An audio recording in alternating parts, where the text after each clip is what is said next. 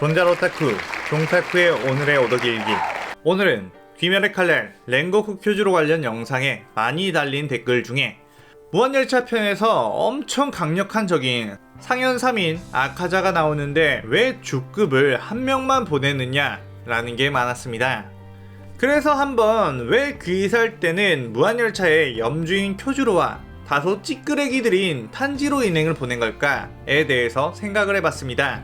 이 영상은 주관적인 요소가 있기 때문에 그 점 유의하시길 바랍니다. 大丈夫ですか? 진짜 무한열차 편을 볼 때 개빡치는 부분이죠.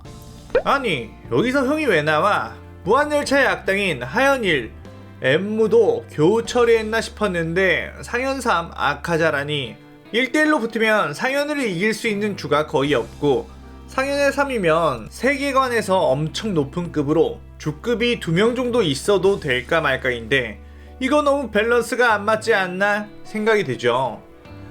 아니 주급을 한 명만 더 보냈더라도 우리의 최애캐 쿄주로는 죽지 않고 최종 국면까지 활약했을 텐데 라고 눈물을 흘립니다.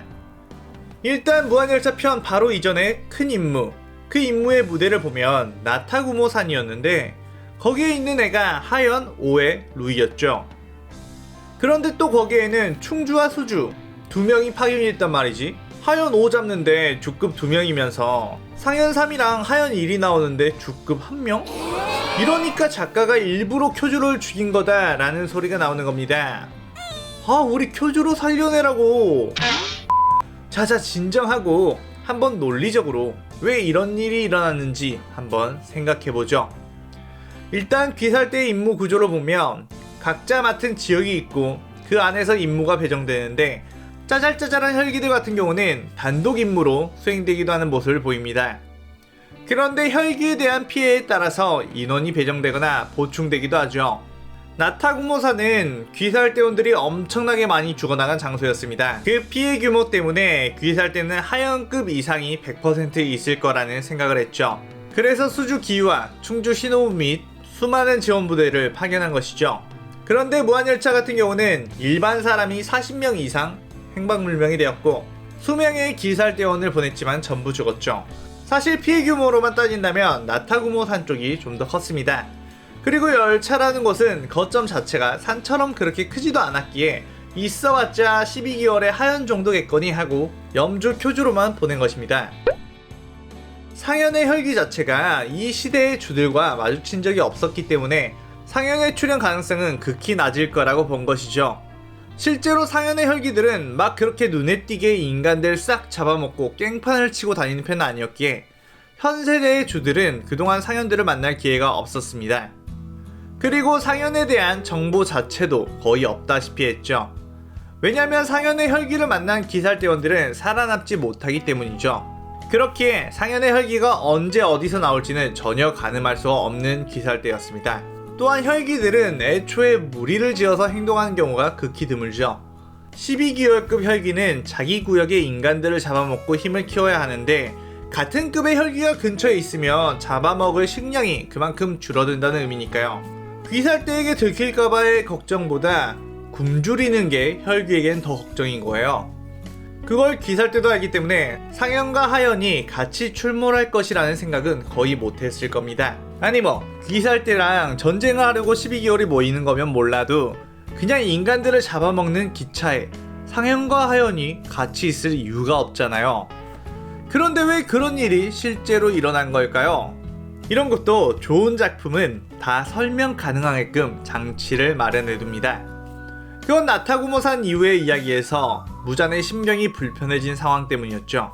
나타구모산에 있던 루이 같은 경우는 하연 5에 서열해 있지만 실력적으로 봤을 땐 하연급에서 상위권 전투력을 가지고 있었죠. 다만 가족놀이에 빠져 자신의 등급을 올리지 않았을 뿐입니다. 무잔의 피를 더 받은 하연 1, 엠무보다는 약하겠지만 그 다음 정도로 전투력이 강하다는 평이 있는데 그런 루이가 기살대원에게 썰리자 무잔은 하연들의 존재 가치를 느끼지 못했고 하연 1, 엠무 빼고 모조리 싹 다 죽여버리죠. 그 말은 다른 하연들이 루이보다 더 약하다는 것으로 볼 수 있습니다. 그리고 꽤나 자신이 아끼던 루이가 죽었기에 빡친 상태였죠. 더군다나 무잔은 자신이 햇빛 아래에서도 버틸 수 있는 방법이라고 생각하는 푸른 피아나를 찾기 위해 혈귀들을 늘리고 있는 것인데 아직까지 그 푸른 피아나를 찾지 못하고 있으며 혈귀들이 귀살대에게도 자꾸 당하고 있었기 때문에 더 심기가 불편했습니다. 그래서 좀 더 본격적으로 귀살대를 섬멸하겠다는 생각을 했죠. 무장 같은 경우는 자신이 만든 혈귀들을 조종할 수 있으며 그들이 보고 듣는 것을 자신도 알 수 있습니다. 그렇기에 하연일, 엠무와 자신이 극혐하는 탄지로가 만났다는 것을 알았고 더불어 귀살대의 지주 중 한 명도 거기에 있다는 것을 알고 있었죠. 그렇기에 그쪽에 가까이 있는 아카자를 불러 파견을 한 겁니다. 그 전까지 무자는 12기월이라면 당연히 귀살대를 쉽게 처리할 수 있을 거라고 생각했던 터라 하연과 귀살대가 만나도 그냥 그러려니 놔두었는데 루이의 패배를 보고 하연 1인 엠무 혼자서는 이들을 전부 처리할 수 없을 수도 있다는 합리적인 생각을 했던 거죠. 그래서 이들을 싹 다 완벽하게 처리해버리기 위해 아카자를 일부러 불렀습니다. 참 안타깝게도 이 점을 귀살대는 전혀 파악하지 못하고 있었죠. 지금까지 무잔이 취했던 방식과는 달랐으니까요. 따로따로 독립적으로 활동을 하며 그 혈기만 죽이면 되는 패턴이 있었기 때문에 굳이 다른 임무에도 바쁜 주급을 함께 배치하지 않았는데 달라진 무잔의 패턴에 의해 쿄주로는 희생양이 되어버린 겁니다. 무잔의 행동 패턴이 달라짐을 예측할 수 없었던 것이 귀살대에게는 아주 큰 손실이 되어 돌아온 것이죠.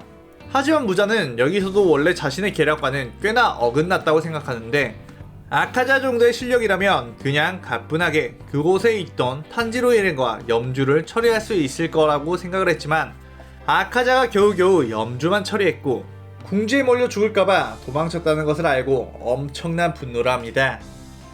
무잔조차 쿄주로의 강함이 이 정도까지일 줄은 몰랐던 것이죠.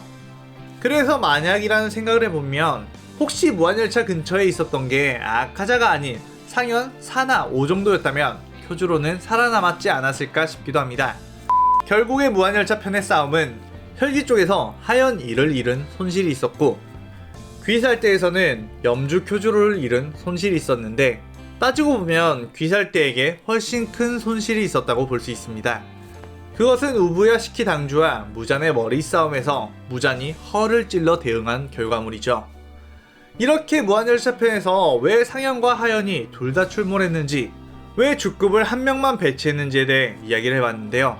어쩔 수 없는 상황임을 아는데도 쿄주로는 참 많이 감동을 준 캐릭터인 만큼 아쉬움이 많이 남네요. 자, 오늘의 오독일기는 이것으로 마치겠습니다. 이 영상이 재밌었다면 좋아요, 구독 누르고 가는 거 잊지 마세요. 사요나라.